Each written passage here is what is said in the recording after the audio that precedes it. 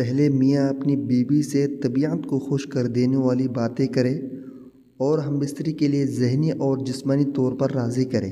اس کے بعد ہم بستری سے پہلے یہ دعا پڑھے: السلام علیکم ورحمۃ اللہ وبرکاتہ۔ پیارے دوستو، دین اسلام انسانی زندگی کے تمام تقاضے بحسن و خوبی پورا کرتا ہے، بلکہ زندگی کے تمام عمر کے لیے پاکیزہ اصول اور فطری نظام پیش کرتا ہے۔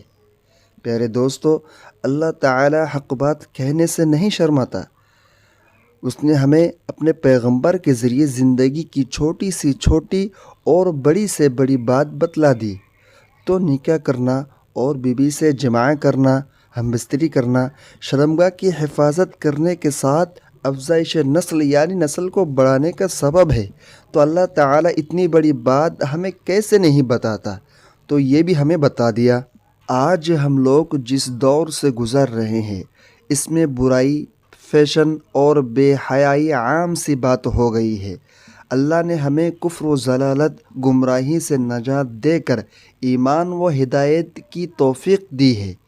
تو ہمیں ہمیشہ اپنا قدم بڑھانے سے پہلے سوچنا ہے کہ کہیں کوئی غلطی تو نہیں ہو رہی ہے۔ ہمیں ہر قدم پھونک پھونک کر رکھنا ہے۔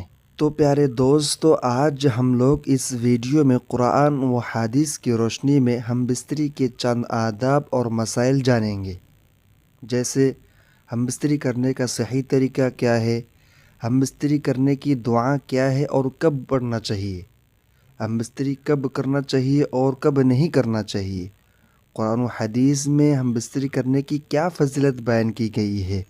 اس کے علاوہ اور بہت سارے مسئلہ مسائل اس ویڈیو میں آپ کو بتانے والا ہوں۔ اسی لیے آپ سے گزارش یہ ہے کہ اگر آپ کی شادی ہونے والی ہو یا ہو چکی ہو تو اس ویڈیو کو آخر تک ضرور دیکھیے، آپ کو غلط اور صحیح کا پتہ چل جائے گا۔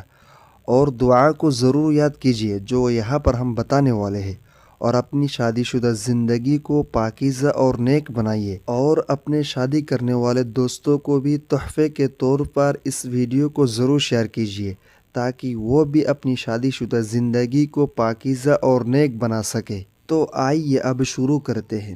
پیارے دوستو، پیدائش کے بعد جب کوئی جوانی پر قدم رکھتا ہے تو اسے فطری سکون حاصل کرنے کے لیے شریک حیات یعنی بیوی کی ضرورت پیش آتی ہے۔ تو اسلام نے شریک حیات بنانے کے لیے نکاح کا پاکیزہ نظام پیش کیا ہے۔ نکاح سے انفرادی اور سماجی دونوں سطح کے فساد اور بے حیائی ختم ہو جاتی ہے، اور گھر سے لے کر سماج تک ایک نیک اور صالح معاشرہ کی تعمیر ہوتی ہے۔ نکاح کر کے دونوں اجنبی آپسی پیار و محبت میں اس طرح ڈوب جاتے ہیں جہاں اجنبیت ختم ہو کر اپنائیت اور قدیم رشتہ نظر آتا ہے، گویا میاں بیوی ایک دوسرے کا لباس بن جاتے ہیں۔ پاکیزہ تعلق یعنی عقد نکاح کے بعد آپس کی ساری اجنبیت اور سارا پردہ اٹھ جاتا ہے، گویا دونوں ایک جان بن جاتی ہے۔ یہ اللہ کا بندے پر بہت بڑا احسان ہے۔ میاں بیوی کے جنسی میلاب کو عربی میں جماع اور اردو میں ہم بستری سے تعبیر کرتے ہیں۔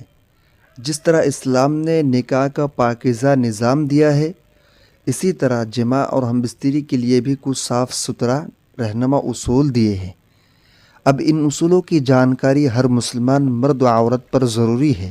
یہودیوں کا یہ خیال تھا کہ بیوی کی اگلی شرمگاہ میں پیچھے سے ہم بستری کرنے سے بچے میں عیب پیدا ہوتا ہے۔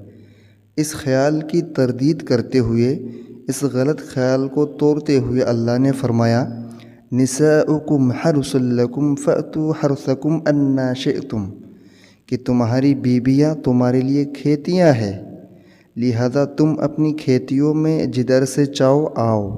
اس آیت کا مطلب یہ ہے کہ بیوی کی اگلی شرمگاہ میں جس طرح چاہو ہم بستری کر سکتے ہو۔ شوہر کے لیے بیوی کی اگلی شرمگاہ ہی حلال ہے اور پچھلی شرمگاہ میں ہم بستری کرنا حرام ہے۔ اس آیت کو اللہ نے اس آیت سے پہلے بیان کیا ہے۔ اللہ کا فرمان ہے: وَيَسْأَلُونَكَ عَنِ الْمَحِيضِ قُلْ هُوَ أَذًى فَاعْتَزِلُوا النِّسَاءَ فِي الْمَحِيضِ وَلَا تَقْرَبُوهُنَّ حَتَّى يَطْهُرْنَ فَإِذَا تَطَهَّرْنَ فَأْتُوهُنَّ مِنْ حَيْثُ أَمَرَكُمُ اللَّهُ إِنَّ اللَّهَ يُحِبُّ التَّوَّابِينَ وَيُحِبُّ الْمُتَطَهِّرِينَ۔ آپ سے حیض کے بارے میں سوال کرتے ہیں، کہہ دیجئے کہ وہ گندگی ہے۔ حالت حیض میں عورتوں سے الگ رہو، یعنی ہم بستری نہ کرو، اور جب تک وہ پاک نہ ہو جائے ان کے قریب نہ آؤ۔ ہاں، جب وہ پاک ہو جائے تو ان کے پاس آؤ جہاں سے اللہ نے تمہیں اجازت دی ہے۔ اللہ توبہ کرنے والوں کو اور پاک صاف رہنے والوں کو پسند فرماتا ہے۔ یہاں پر اللہ تعالی ہمیں حکم دے رہا ہے کہ حیض کی حالت میں بیوی سے جمع نہ کرو، ہم بستری نہ کرو، اور جب حیض سے پاک ہو کر غسل کر لے تو ان کے ساتھ اس جگہ سے ہم بستری کرو، جمع کرو جس جگہ جمع کرنے کی اجازت دی ہے۔ حیض اگلی شرمگاہ سے آتا ہے۔ حیض کا خون آنے تک جمع کرنا منع ہے، اور جب حیض بند ہو جائے تو اسی جگہ جمع کرنا ہے جہاں سے خون آتا تھا۔ نساؤکم حرث لکم، تمہاری بیوی تمہاری کھیتی ہے۔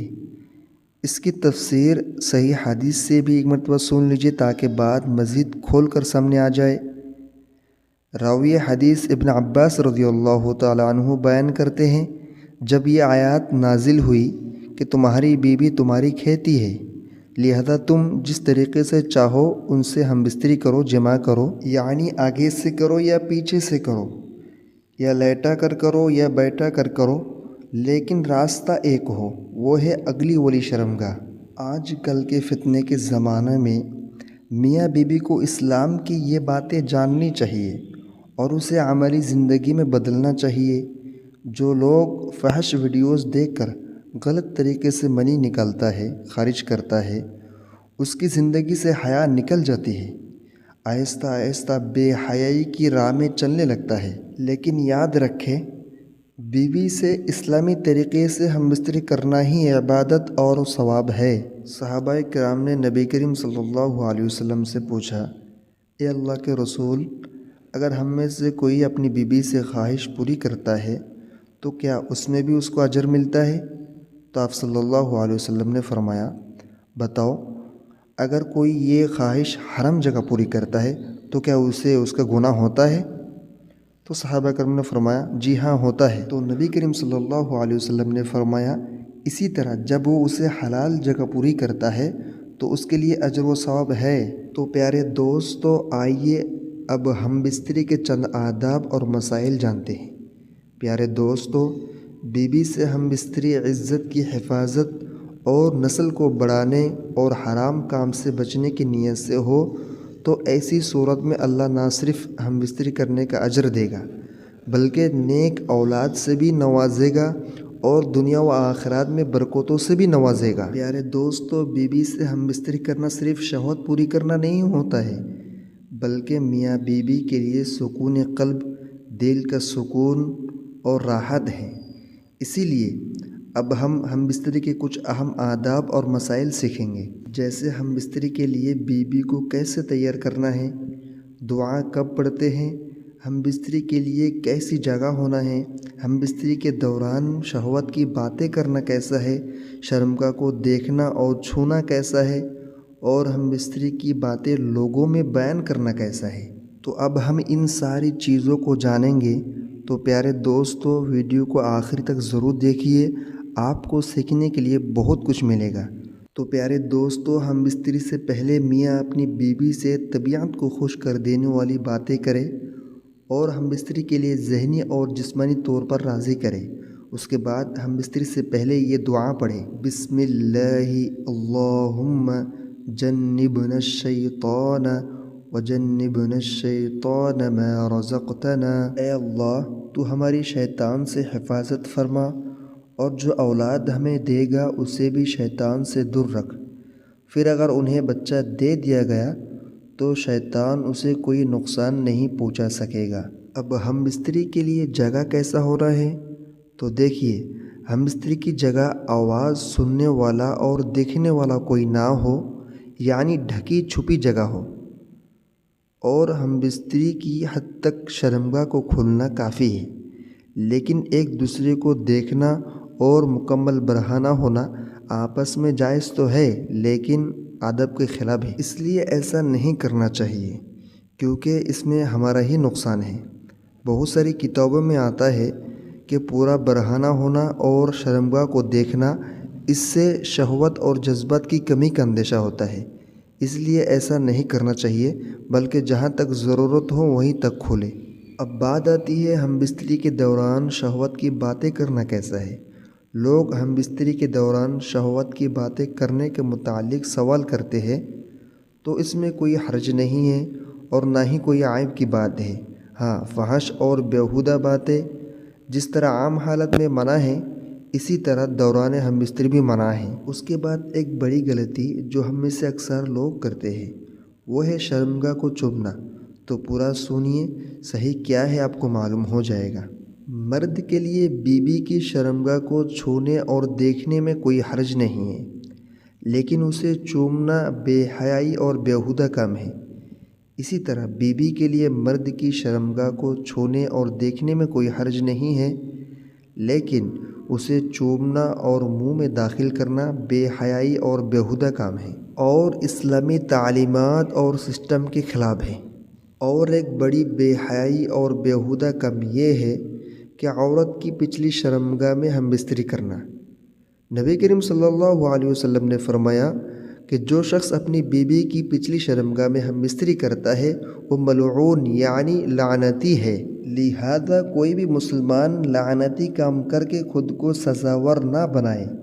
اگر کسی سے ایسا گھنونا کام ہو گئے ہو تو وہ فوراً اللہ سے توبہ کر کے اپنا گناہ معاف کرا لے۔ اور آخر میں اور ایک خطرناک بیماری کے بارے میں بتا دوں جس میں 100% میاں بیوی میں سے 90% میاں بیوی گرفتار ہوتا ہے، وہ یہ ہے ہم بستری کی باتیں لوگوں میں بیان کرنا۔ میاں بیوی کی ہم بستری کی باتیں لوگوں میں بیان کرنا بیہودگی کی علامت ہے۔ اللہ کے رسول نے اس عمل سے امت کو منع فرمایا ہے کیونکہ یہ گناہ کا کام ہے۔ اللہ تعالی ہمارے اندر اسلامی غیرت و اہمیت پیدا کر دے، حیا کی دولت سے مالا مال کر دے، بے حیائی سے کوسوں میل دور کر دے اور مرتے دم تک اسلام کی پاکیزہ تعلیمات سسٹم کے ساتھ اخلاص سے عمل کرنے کی توفیق عطا فرمائے۔ آمین، اللہم آمین۔ پیارے دوستو، اگر آپ کو یہ ساری جانکاری اچھی لگی ہو تو ویڈیو کو ضرور لائک کر دیجئے، کیونکہ آپ کے ایک لائک سے ہمیں خوشی ملتی ہے اور نئی معلومات لے آنے میں آسانی ہوتی ہے۔ نئی معلومات کے لیے ہمارے اس چینل کو ضرور سبسکرائب کر لیجئے۔ پھر ملیں گے دوسری ویڈیو میں۔ السلام علیکم ورحمۃ اللہ وبرکاتہ۔